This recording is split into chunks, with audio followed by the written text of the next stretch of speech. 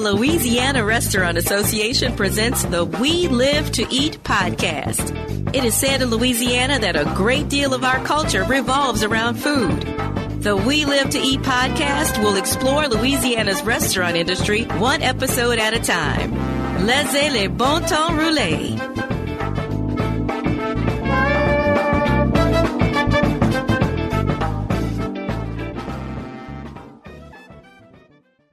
Welcome back, everyone, to the We Live to Eat podcast, the official podcast for the Louisiana Restaurant Association.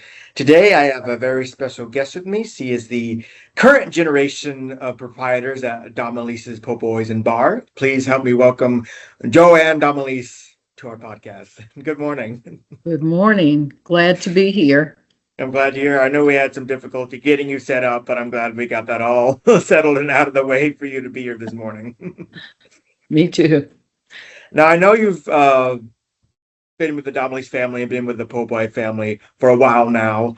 I wanted to first talk about any and all experience you had prior to Domilise's in the restaurant industry. If you can tell me a bit about that, if you have any prior history to the industry before that.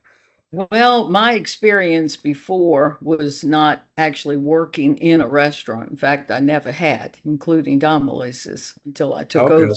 But what I did do is I taught culinary arts at the high school level, at Covington High School. I taught from 2002, let's see, was it 2000? No, not 2002. That's when I stopped. I taught from 6 to 2002. I taught culinary arts at Covington High School, and it was with the Serve Safe program. It was a fabulous program that we had over there.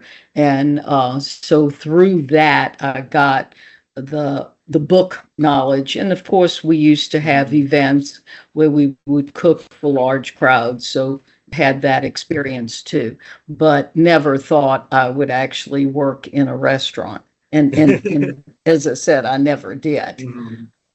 What was it that originally got you into culinary arts, even before then? Well, I taught home economics. You know, I'm a lot older than anybody else in the world. And, you know, when I was in college, typically a girl didn't go and work. Typically a girl got married, had a family, and raised the family.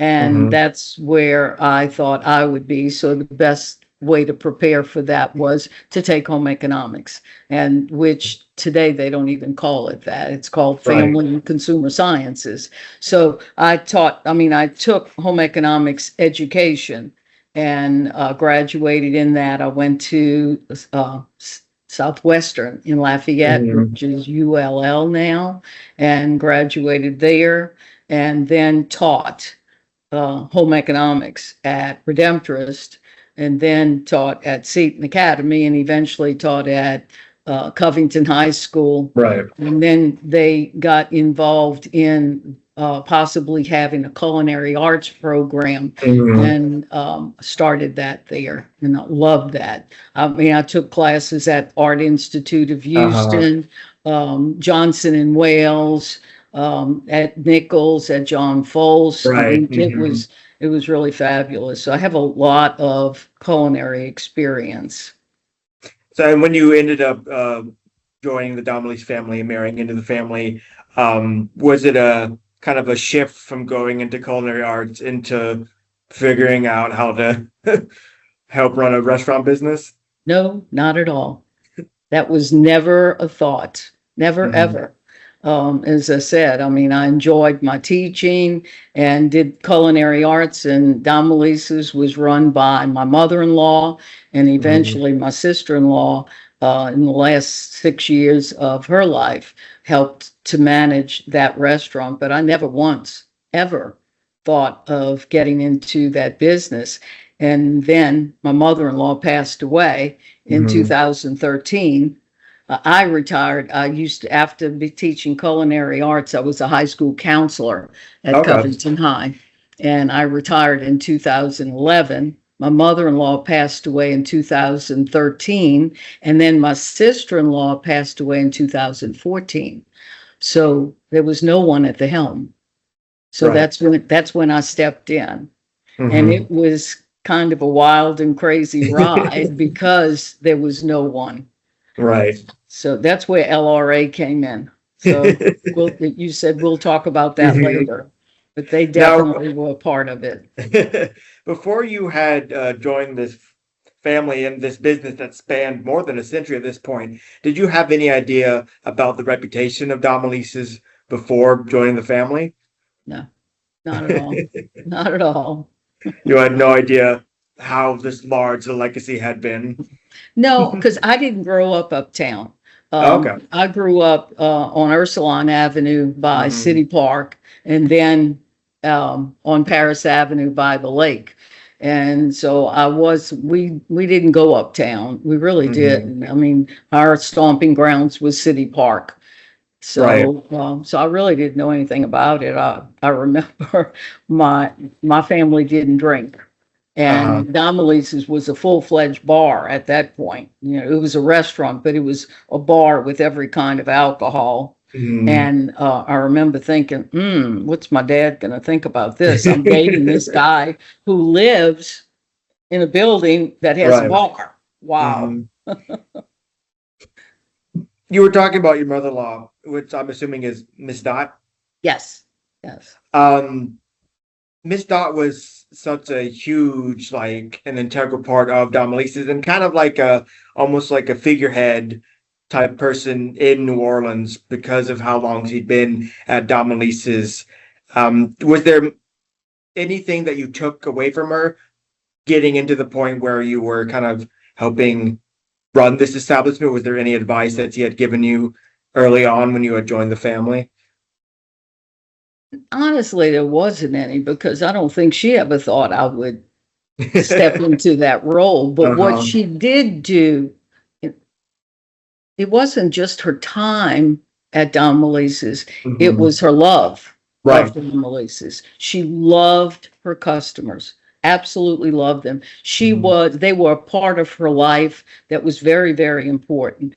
She went to their weddings and their birthday parties and, gave them gifts for each of their events. And that was her social life. Don Melissa's was her social Mhm. life. And so I saw that, and I really honestly did not understand it um, until I started doing it. And then Right. I realized, wow, these customers are fabulous. They really are. They're amazing. They really are amazing. They walk in with a smile on their face. They tell you thank you for staying Mhm. open. How many places do they do that? I Right. don't think I know. I've never gone to a restaurant and told the people working there, thank you for being open. I don't, they walk in and I can't believe I'm here. I'm so excited about being here.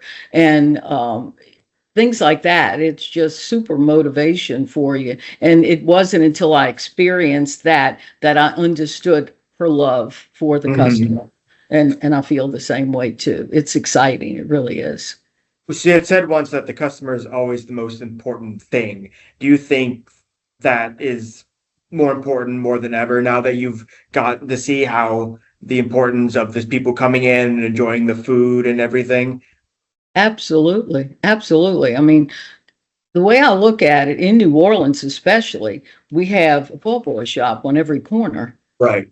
And for them to say, I'm going to go to Domilise's and not the one that's down on the corner from them or a mile from them, but maybe 10 miles away, for them to Uh-huh. select Domilise's is such a compliment to Mhm. us. And it just, as I said, it really gives you the fuel that you need to keep going every day. Mhm. What do you think it is about Domino's po' boys in general that makes them stand out from like Parkway or other places? What do you think it's makes Domino's so much more special? Is it because it's been around the longest, or is it kind of the family values for it being such a tight family business? Um, I think, well, I mean, we're a little bitty place. We've got Mhm. five tables, seven bar stools. So it's a little bitty, it's intimate, it's the same thing. It always looks the Right. same character.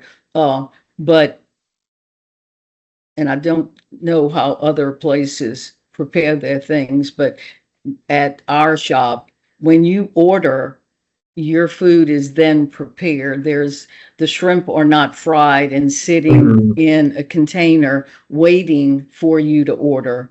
It's all fresh. Instead, when my worker gets your order, then they go and batter the shrimp Mhm. and drop the shrimp in the fryer and then go cut your bread and put the condiments that you select Right. on the bread. So everything is prepared fresh for you. There's nothing that's not sitting there waiting Right. for you. Mhm. And I think that's tremendous. We always encourage people eat here because they just made it for you fresh. Right. Eat it now. It's the best it's going to be Yeah. right now. So I think that distinguishes us from other places because so many other places have things prepared before, maybe under a heating lamp Right. to keep it. We don't do that at all. Everything's prepared for you the way that you want it prepared. You have a selection of workers who have been at Domilise's, some 10 years, some 25, even some that's been around for 45 years. What do you think is it that keeps these people here for so long? I feel like it's because of the atmosphere of family that, and in that extent, the workers almost becoming like family that has kept them around for as long as they have. What do you think about that? Well, I think that's absolutely true, but unfortunately, it's not. We don't have those employees anymore. No, no. Raymond was our bartender for Mhm. 45 years. He worked after that for 8 more years. He was there 53 years. Yes, that was family. It wasn't blood family, but that Uh-huh. was family. Raymond lived to work at Domilise's. He was fabulous. I wish they had people like that. He was fabulous. But Raymond passed away in May. Oh, So, and then we have some other workers who have since, the ones that you're talking about, who have since retired. So they're right. not with us now. Now, Mhm. the workers that we have now have been there a while, but not, as you said, no more 45-year people, no more 35-year people, not at this point. Right. Maybe Well, they it'll can't get work to for they that. can't work forever. Right, right. That's kind of what happened, that where Mhm. they've retired.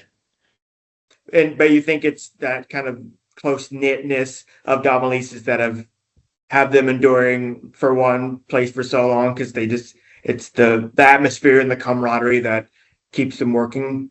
I do. I think being small the way we are, Hmm. I think that you each depend on each other. Everybody knows, I need you here. It's not like I've got 20 other people who can come in. We each need each other. We each have our role and Hmm. depend on each other to be successful. I always tell all of my workers, I always tell them, do everything that you do as though you're doing it for the person you love most in the world, and you will Right. do it perfectly. And that's Hmm. super important to me. And that's the way we try to run that business, where they try to do everything right all the time. Hmm.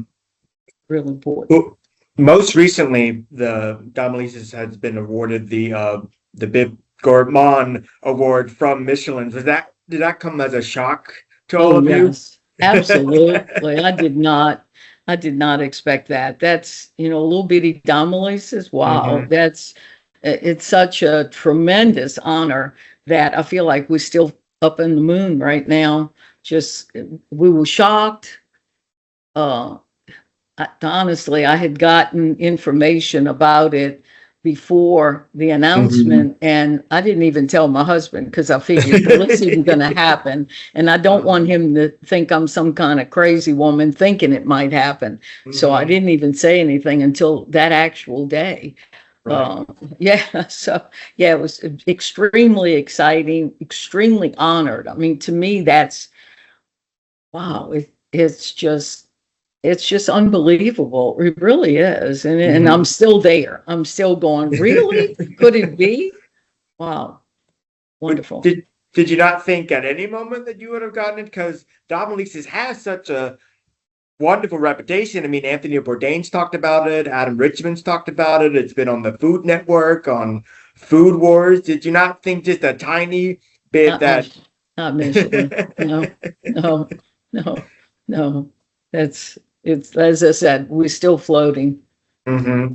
Really. With that being said, having been talked about in the food industry and on television, what has the impact been like to be talked about by networks and all these famous chefs about this little tiny po' boy place in New Orleans that's been around since 1918? Is it kind of odd that you almost have this sort of celebrity status as this tiny little po' boy shop?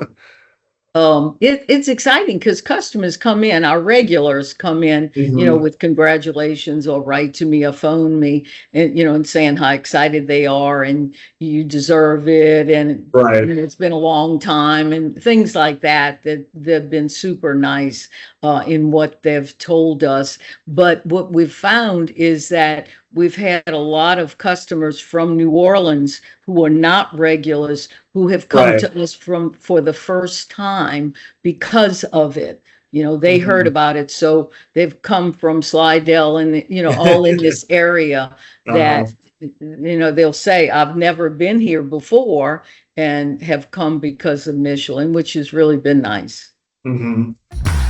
DirecTV for Business National Accounts provides your customers the ultimate entertainment experience and the very best content. And becoming a national accounts client gives you the ultimate partner in curating that experience to your business's unique needs and brand standards across all locations nationwide. From exclusive live sports to real-time news and weather, premium content and consistent performance are just the beginning. With the largest support footprint in the industry, DirecTV for Business National Accounts provides a consultative experience like no other. Clients enjoy a relationship defined by white glove service with dedicated account and program managers to assist you every step of the way. From custom content recommendations that will keep your customers coming back to simplified and consolidated billing solutions, DirecTV for Business National Accounts provides proactive and responsive support, partnering with you to create a best-in-class experience for you and your customers. When you become a DirecTV for Business National Accounts client, you'll experience how ultimate entertainment and the power of strategic partnership empower you to create an unparalleled customer experience. This is Lieutenant Governor Billy Nungesser. Satisfy your cravings with world-famous Louisiana seafood. All the flavors you love, prepared by our world-famous chefs, and fresh from our bountiful waters to your plate. So head over to your local favorite restaurant and be sure to ask for authentic Louisiana seafood. Brought to you by the Louisiana Restaurant Association and Louisiana Seafood Board. A perfect pair. Not just anybody can make the perfect Sazerac. And not just anybody can offer Louisiana's hospitality industry the perfect workers' comp coverage. The Louisiana Restaurant Association's SIF team knows what hospitality businesses need. We truly care about your team's safety and your success. Everybody who's anybody goes with LRA workers' comp. Ask around. In this business, word of mouth is everything. Now, you were talking about before working in the culinary arts at Covington High with ServSafe. Did you have involvement with the LRA during that time with ServSafe? Oh, yes, definitely. LRA was very helpful to us at that time in starting the program, and we also, not to brag, but we would do real well in competitions. And LRA would be there supporting us and bringing us to whatever events that we would be invited to go to. So, yeah, they were very involved then. But I didn't know them. I had a couple of people from LRA that I worked with a lot, but I didn't know them in the same deep way that I have grown to know them since coming aboard at Domilise. It's been different. It's been much deeper appreciation. How has that dichotomy changed from starting out, you said ServSafe, was it ProStart you were mentioning? The ProStart program. Okay. Uh-huh. The difference between the ProStart and going into a more membership-based thing with the LRA, how has the dichotomy changed in that way? Well, when I started at Domilise's, if you recall me saying, my mother-in-law had passed away and she had run that business for like 70 years. Then my sister-in-law, who had run it the last 6 or so years, passed away that year after. And then I came in after them. So I didn't come in there and have them tell me, here's this and here's that, and you do this. I didn't have any of that at all. So I had Raymond, the bartender. Now, fortunately, Raymond had progressed from being bartender to including in his duties many other things, like he did a lot of the cooking. Right. Thank heavens, because he was able to tell me, because I wasn't given recipe. I was given nothing because it was nobody. That's where LRA came in.